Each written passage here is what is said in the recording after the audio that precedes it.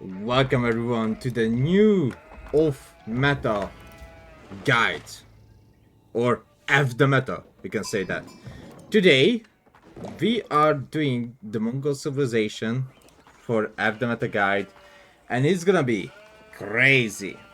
Now there are two options for this. You can go for 8 villager for gold, or you can go 7 villager on food, and after that 4 on gold.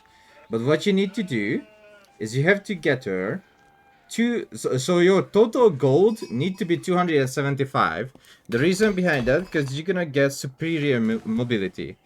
The reason why we are getting superior mobility, because this build shows you a 2TC. Okay, so this Mongol build is actually a 2TC Mongol build into castle, into capturing relics. Now, if your opponent is aggressive in Feudal and does a lot of damage, you can make units in Feudal, you can make Kashyyyks. But if there is no aggression in Feudal, you just go to Castle, make some Mangudai, make some Kashyyyk, and just rush to Imperial. Yes, I'm not even joking, we will rush to Imperial. And oh boy, I don't need to introduce you Imperial Mongol, because I'm pretty sure most of you know how strong it is. So you can see the numbers at the top, where I'm setting the villagers right now. Looking for some sheep as well with my con. Really nice. 74 right now. With the villagers. And now I'm putting at 7-4. I'm putting villagers to wood. Don't forget, you need to a little bit over getter, but you need only 275 gold. And after that, you can start the age up. And what you need to do, as you see, 75 gold. What you need to do is immediately get superior mobility. Age up with 2, make sure you have 4 on food, and every new villager goes to the wood. So if you do everything like this so far, perfectly good, perfectly fine. 2 villager on the landmark, building the deer stone. Villagers queued up to the wood line, 4 villager on the food. Aging up. And boom, you achieve feudal age, and also you can build your second TC. We are building the second TC up immediately, and we are putting the deer stone closer to the direction. So the reason why we need to put the deer stone closer to the direction of the deer camp, because deer stone also affects the TC movement speed. So if you have deer stone close by and you put and you move your TC, the TC will have faster movement speed. As you can see, it runs much faster, 1.29, the same as like the villager. We set it up, the TC close to the deer camp. And again, you need to scout your opponent, that's why you have the Khan, right? You can even use the scouting falcon. So, what was the setup in this game? It was 2TC versus Chamber of Commerce Pro Scout, which is a pretty basic, really nice French build. And later on, he will go to 2TC as well. So because there was not much of an action, I just decided, alright, I'm just gonna go castle. I scouted his base, as you guys seen. I even sent more villager to gold. Because I scouted his base, I see, okay, this is Chamber of Commerce, there's not gonna be much of an aggression. He's going stone, right? I just saw that he's going stone. The reason why anyone would go stone is the second TC, and he will build second TC. I'm building other, getting other resources, building the stepper reduct for my gold, because I will make only Kashyyyk and Mangudai. Honestly, that's the 2 units you need to make, Mangudai and Kashyyks. Mangudai can deal with the crossbowmen or spearmen, and Kashyyyk can deal with anything else. They're just a really good, nice unit. So now, my Khan got level 6 as well, level 3, and with 6 damage. And now I'm just building some production buildings, stable, archer range, and etc. Stable, archer range, and just making some unit. I'm using the stone from the Uvu to double make a Keshik. A couple of Keshik. To make sure I can catch the pro scouting, so I don't let him to pro scout away my deer camp. I catch his army, I will catch his scouts as well. Very, very nice. I'm getting my Mangudais as well. A pair of Mangudai with the stone. This is really good, because as soon as you age up, you can just use your stone to make units, extra units. I'm gathering up all the resources I have before going to berries or going to pastures. But pastures is gonna be really, really important.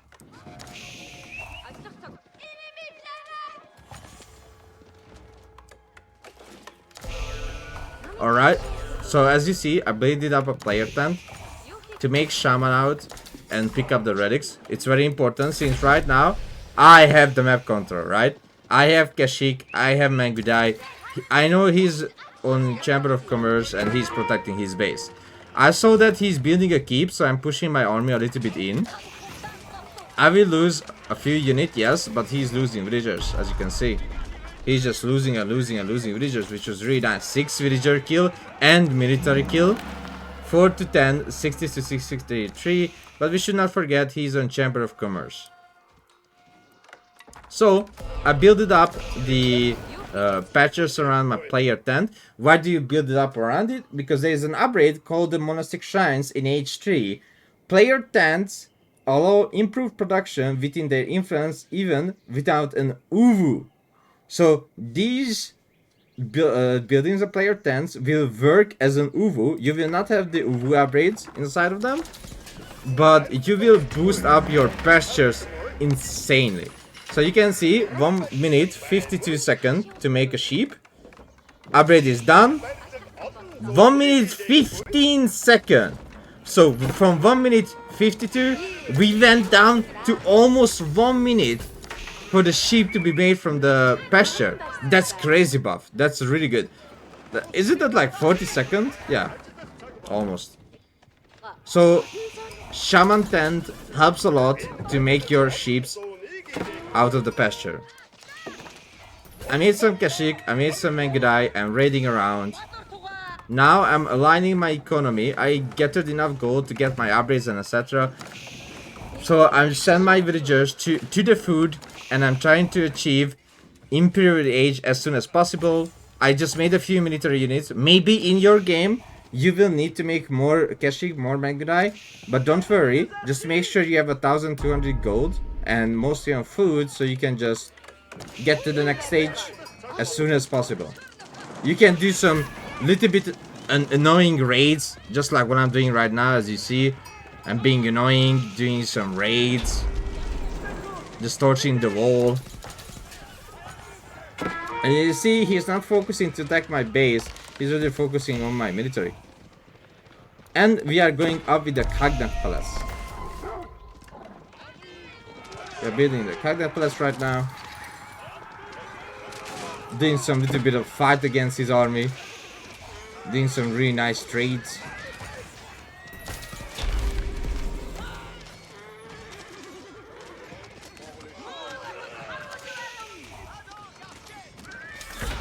And at the same time, we just age up with the Kagnak Palace. My Mangudai got higher as well, right? It's an Elite Khan. Or, sorry, Elite Khan got level 4. 24 base damage. Now I'm queuing up all the upgrades. As you can see, I've been getting Shiha bow limbs, which gives extra damage to Mangudai and the Khan. And just going inside of his base and doing some raiding. Trying to find his villagers. And fighting against his army.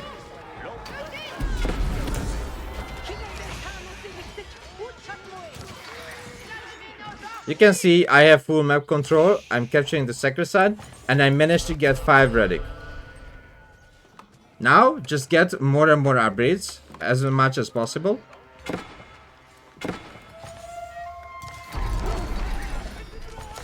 And just keep making, as you can see, keep making Mangudai and Keshi. He's trading, he's on 2TC, but I'm really not bothered by that, right? I have very good and safe economy under my TC. These pastures are crazy strong because they are under the influence of player tent, aka the Uwus. Oh, by the way, Easter egg. If you click on the sheep, bring a scout near this gentle sheep to herd it. Sheep automatically follow any scout that they are herded to. That sheep provides food that can be gathered by villagers. You monster! A little bit of Easter egg.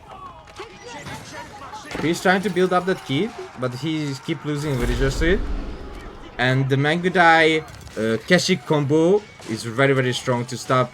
I'm not really stop that keep to go up, but in the process of building that keep, you can see I already killed 18 of his villagers. 20. Of course, the villager numbers are still the same because he has Chamber of Commerce.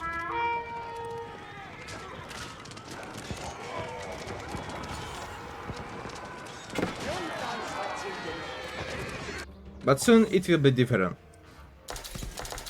When you establish map control like this, just make sure your stepper dot goes to the middle. You can even build extra towers around the gold or large gold vein, but because you have the map control now with the Mangudai and Keshik, you can protect these villagers anytime as well with your units. But again, just keep building towers. You need a lot of towers when we are playing with the Mongols. So tower on the second side, tower on the second side, and tower on the second side. Again, how did we started this build? With building 2TC, and now look at that food and wood per minute. For 21 minutes into it, it's really nice. We have only level 2 food, level 2 wood, and level 2 gold, even though it doesn't say the level 2 gold, but we have level 2 gold gathering as well.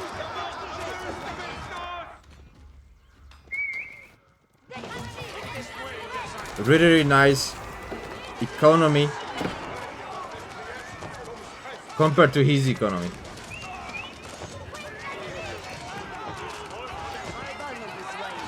I'm just killing his army inside his base under a keep. I'm even getting warrior monks as well to buff my army, because warrior monks can buff your army. And in the end, he surrenders, and the 2TC of Meta Mongol wins.